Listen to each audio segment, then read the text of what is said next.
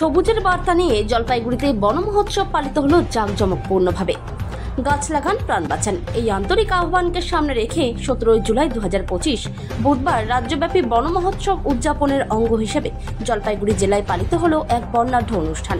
মাননীয় মুখ্যমন্ত্রী মমতা বন্দ্যোপাধ্যায়ের পরিবেশ বান্ধব দৃষ্টিভঙ্গির ফসল এই বন মহোৎসব। এদিন লাটাগুড়ি ফরেস্ট লাগোয়া এলাকায় জলপাইগুড়ি বন বিভাগ ও গরুমারা বন বিভাগের যৌথ উদ্যোগে আয়োজিত হয় এক বর্ণাঢ্য শোভাযাত্রা।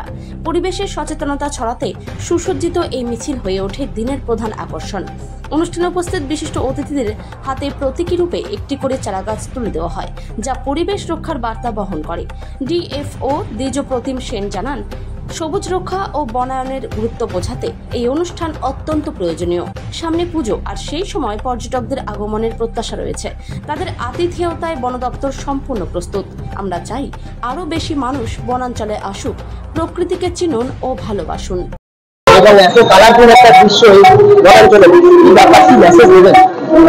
আমাদের মাননীয় মুখ্যমন্ত্রীর একান্তিক উদ্যোগের মধ্যে বন মহোৎসব সেলিব্রেট করা হচ্ছে। পশ্চিমবঙ্গ সরকারের বন দপ্তরের উদ্যোগ। তো এখানের মধ্যে আমাদের নর্থ বেঙ্গলের সমস্ত এরিয়ার ডাইভার্স সাংস্কৃতিক একটা রিপ্রেজেন্টেশন আছে, একটা কালচারাল রিপ্রেজেন্টেশন আছে। তো সবাইকে একসাথে নিয়ে আমরা এই বন মহোৎসব পালন করছি। কি বার্তা দেবেন বর্তমান যা অবস্থা তাকে একটু বলবেন, উন্নয়নের যুগে এই সময় দাঁড়িয়ে কি বার্তা দেবেন? যেটা আমাদের এবার বন মহোৎসবের থিম আছে যে সবুজ বাঁচাও বিবেক জাগাও। তো সেটাই হবে আমাদের গোটা ডিপার্টমেন্টের, পশ্চিমবঙ্গ সরকারের আমাদের সাইড থেকে এই মেসেজটা। আর এখানের মধ্যে হিউজ পার্টিসিপেশন দিয়ে আমরা সবাই জানতে পারছি যে মানুষ আমাদের সাথে আছে, আর ওনারা এরকমই চাইছেন যে চারিদিকের মধ্যে সবুজ হোক আর বিবেক জাগুক।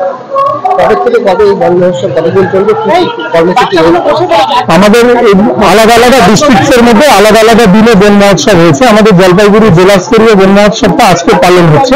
তো এইখানের মধ্যে সিডলিং ডিস্ট্রিবিউশন আছে, যেটা দিয়ে গাছ পোতা হবে। আর তার বাইরে সাংস্কৃতিক প্রোগ্রাম আছে, রবীন্দ্রসঙ্গীত আছে, আমাদের লোকাল কমিউনিটিজদের কালচারাল প্রোগ্রাম আছে। আর জয়েন্ট ফরেস্ট ম্যানেজমেন্ট কমিটিজ যে ডিভিডেন্ড আছে ওইটাও ডিস্ট্রিবিউট করা হবে।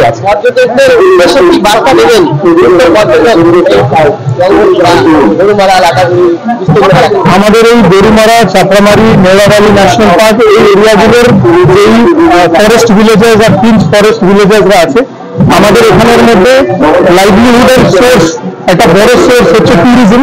তো ট্যুরিস্টরাই আমাদের একটা বড় বন্ধু, ওনারাই আমাদের বেস।